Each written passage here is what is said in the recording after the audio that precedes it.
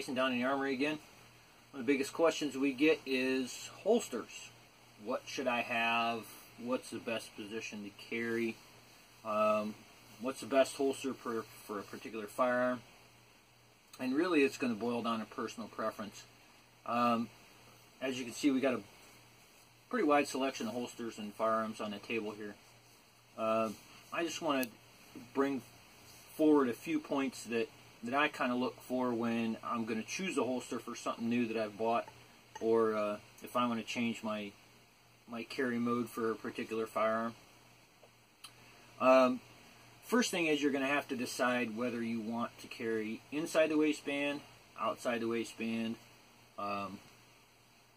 in your purse or off body in a bag somewhere. There's appendix, what position you want to carry in. And that's all going to depend upon personal preference, so we really can't tell you what the best position to carry in. But what we can do is talk about some points on choosing your holster. Now, first thing you're going to want to decide is inside the waistband or outside the waistband. As you can see by the table here, my preferred carry method is outside the waistband. I normally carry on a belt. And I normally carry a paddle holster. Reason being, it's convenient to get on and off. Now, the second thing you're going to want to decide on is whether you want retention or not. Now, what are we talking about with retention? We're talking about a thumb brake or a latch that holds the firearm in the holster. This particular model has got a thumb brake with a strap that goes over the back of it.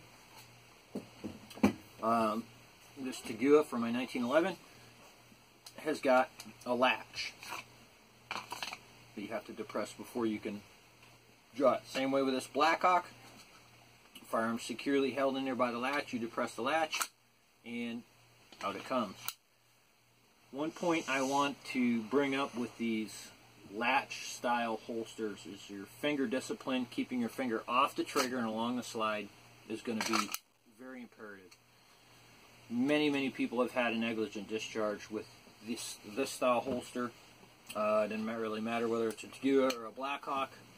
Your finger discipline is going to be paramount. So you're going to have to decide whether you want retention. Some people feel more comfortable with some type of retention on their holster. To me, it doesn't really make or break the deal. Just depends upon whether the holster is comfortable, and I think it's going to work out for my particular situation. Second thing you're going to want to choose is the material or the makeup. Obviously, this is a leather holster, belt mounted. This one's pretty stiff. Fits a 6-shot snub revolver. Goes right in there. We want to make sure that the trigger is covered so there's nothing going to get in there. Wildly different from this particular leather holster that is in the waistband. I don't use this holster a lot. I have had it for a long time though. So you're going to want to, kind of choose your material. Now we get into holster selection, based on your firearm and your fit. So first thing you're going to want to make sure is that the firearm fits the holster. Okay, we've decided on our carry method. Going to be belt mounted. We've decided on which position, which is going to be strong side. Now we have our firearm. Now we want to decide on our holster. Take your firearm with you if you can to choose your holster. We use this Smith & Wesson M&P 22 as an example in this Phobos. Firearm fits the holster pretty well. Problem is the holster doesn't fit me. When I go to grab onto the firearm, I have to get my fingers in between the holster and the firearm, and there's not much room there. So you're going to want to make sure that you can get a secure grip. You took a look at the back side here. My thumb has got to be essentially on top of the holster.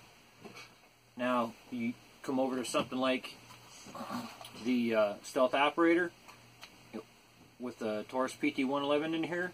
I can get a secure grip on that, The holster does not interfere with my grip. Take a look at the back side. We're good to go. Okay, so that's one thing you're going to want to really take a look at. Walther CCP, go to grab on. My fingers hit the inside of the holster. There really isn't enough room for me to get a good grip, and my thumb is impeded. So that's going to be essential, is your grip on the firearm while you're drawing. The Takua, pretty good. This Bianchi leather holster, real good. So those are some things that you're going to want to, look at. Does the firearm fit your grip? Does it fit your hand? People with smaller hands or larger hands or longer fingers, it's all going to make a difference on your holster selection. Okay, so the next thing you want to take a look at is your form of dress. Now, seems to be the running thought that smaller is better when it comes to concealed carry. When it comes to holsters, that is not always the case. For example, this 1911 in this holster, I can generally, under a decent cold weather coat, conceal this and nobody really knows. It's not too much of a problem for me. Now, where it gets to be a problem is when you flip it over, due to the weight, the size of the paddle. Okay, this would work way better if it was actually belt mounted. Conversely, if you take a look at the Blackhawk for your size of your paddles, the 1911 weighs almost twice what this SR9C does. Okay, but the paddle on the Blackhawk is almost twice as big as the paddle on the Takua. This holster is far more comfortable for long periods of time than the Takua is. Now, your Phobuses, they're not too bad. You can see the paddle's pretty good. It's got a rubber inside lining here to kind of keep from digging into you. Generally, the bottom of the paddle, if you're using a paddle holster, is what digs into you. Our belt holsters, okay? As you can see, the belt loops on the holster are pretty wide. Now, if you normally dress jeans and t-shirt, wearing a pretty wide belt isn't going to really, look out of the ordinary. But if you dress in like a suit or a business casual or something, an 1.5 inch wide gun belt is probably not going to really match your wardrobe. So you may want to choose a different style holster. The in the waistband, the alien gears, the Super Tucks and stuff like that with a large leather backing. The holster looks huge. A Super Tuck is going to be, about this wide